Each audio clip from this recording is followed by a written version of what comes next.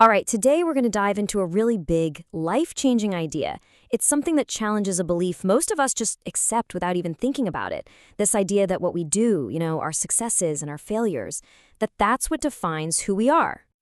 So let's just start with that. It's a really personal question, but think about it. When you look in the mirror, what truly defines the person you see? Is it your job, your big wins, or maybe the mistakes you can't seem to forget? I mean, this question really gets to the heart of everything, right? To our very identity. And if we're being honest, for most of us, the answer is all tied up in our performance. We have a great week at work, and boom, we feel like a success. But then we mess up, and suddenly we feel like a total failure. It's like we've completely fused our who with our do.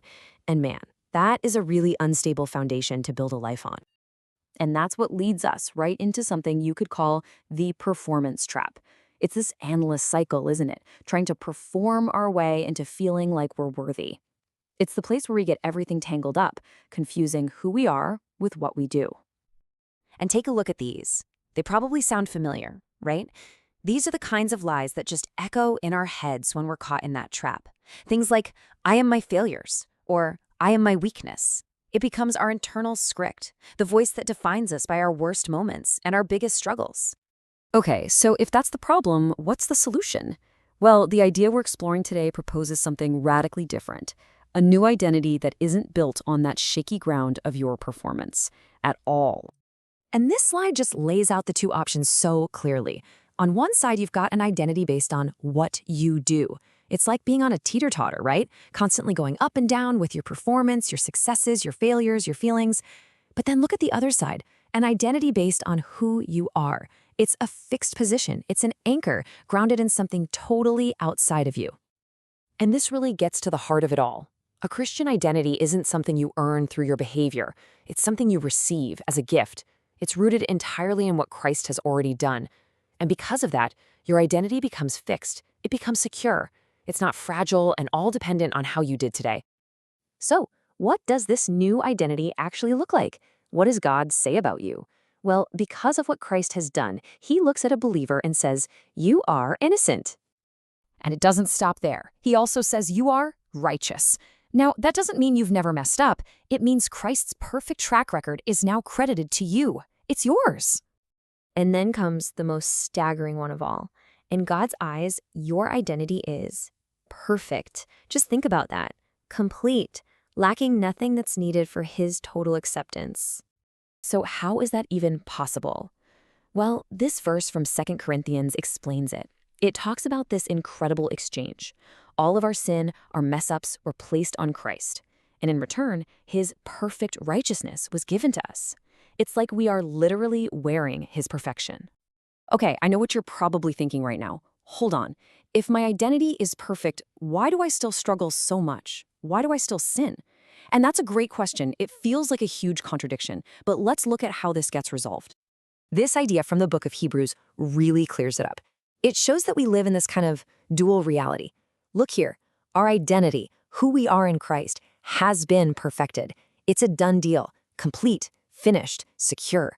But at the same exact time, our behavior, what we do day to day, is being sanctified. And that's just a fancy way of saying it's an ongoing process. We're still growing, we're still changing. So you see, you can actually hold both of these truths at the same time.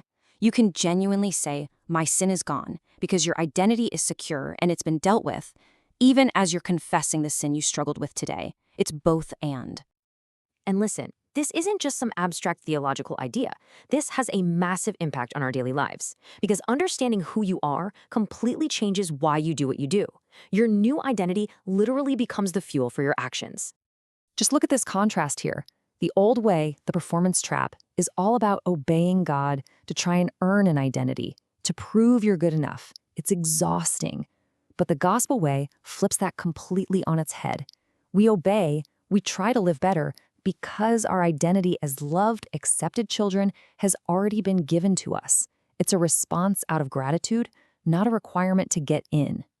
You can actually see this path laid out perfectly in the book of Romans. It all starts when we stop and remember God's mercy.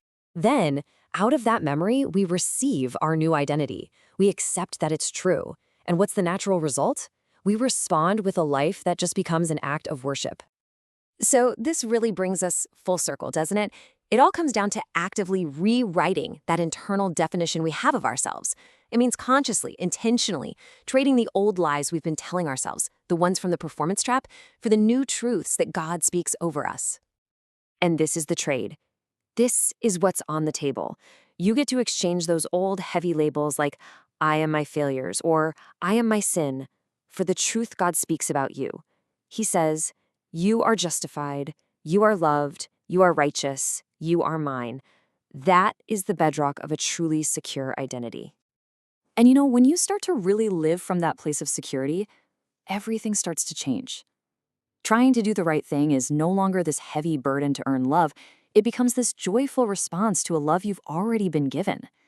Your whole life, the boring stuff, doing the dishes, driving to work, every single ordinary moment can become an act of worship. So I want to leave you with this one question to take with you. If you are not what you do, if you're not defined by your performance, your successes, or your failures, then who will you be today? Who will you be based on the identity that is already, unshakably yours?